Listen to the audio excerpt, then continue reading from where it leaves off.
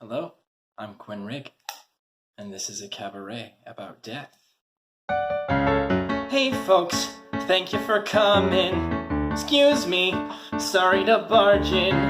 Let's skip the tears and jump to the whole, being dead thing.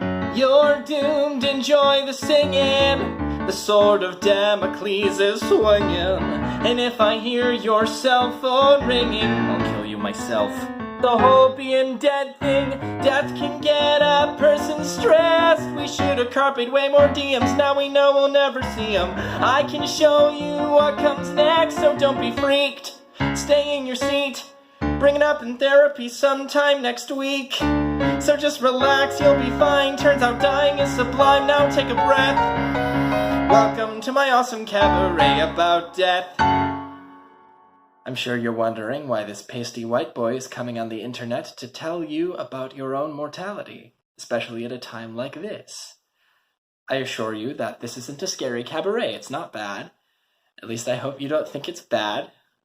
I have a lot of experience with death and some experience with dying, so your existential peril is just my Tuesday.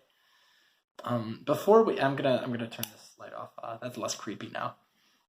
Before we discuss death and what that means, first we must define when it occurs. Does death happen when the cells stop reproducing? Does it happen sometime after the spontaneous chemical activity in the brain when the heart stops? Does it happen anytime before that or after that? Some people argue that death happens when marriage starts.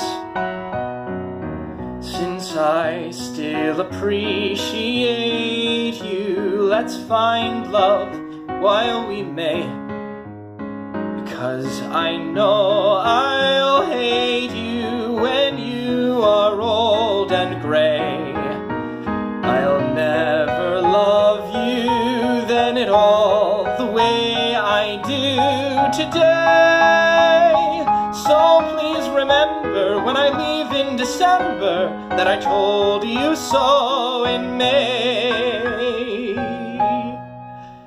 Now, if you're anything like me, you'd say that the closest thing a person can feel to dying is either A, when you drop your ice cream on the floor, or B, when you're in the middle of a Zoom meeting and you get up to go and get something that you forgot, and then you also forgot that you're not wearing pants because you're at home, and now your professor knows that you have underwear with monkeys on it. Aside from those exceptions, though, I'm of the opinion that death is a lot less permanent than we think it is. My grandpa made the best fudge on the planet. Like, empirically the perfect fudge. Like, I would kill a guy for that fudge.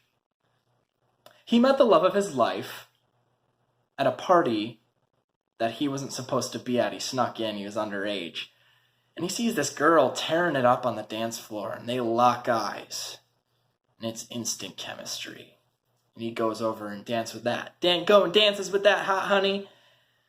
And spoiler alert, this is the woman who would later become my grandmother.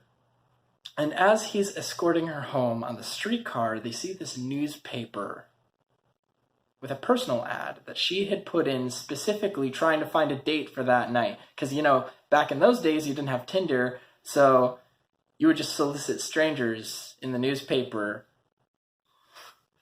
And she looks him dead in the eyes and goes, well, guess I won't be needing this. She takes the newspaper, tears out the personal ad, throws it over her shoulder. That fudge may be gone with my grandpa, but that story lives on forever. What kind of stories do we leave behind when we go?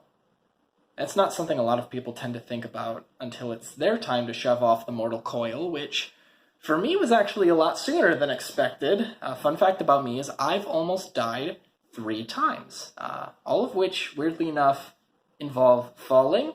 So you could say my relationship status with gravity is it's complicated. But I've noticed that regardless of whether it's as sudden as gravity or whether you have time to anticipate it, like with a diagnosis, you never really expect to die.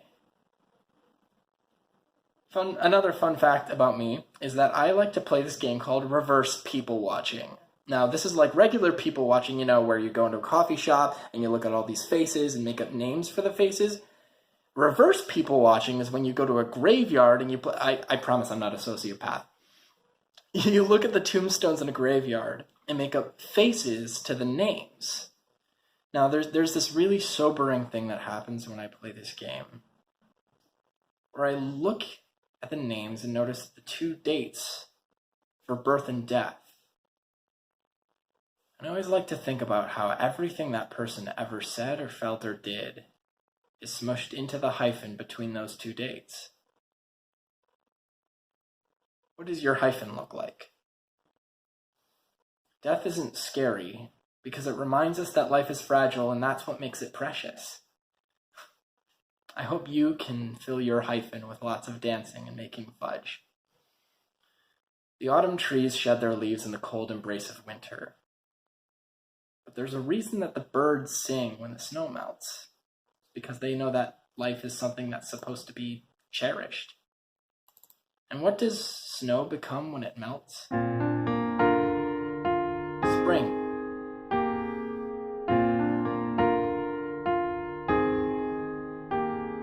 I have so much spring within me. Low winds blow, spring has just begun, and something's taken wing within me. What was dark so long had felt like winter. Finally there's sun,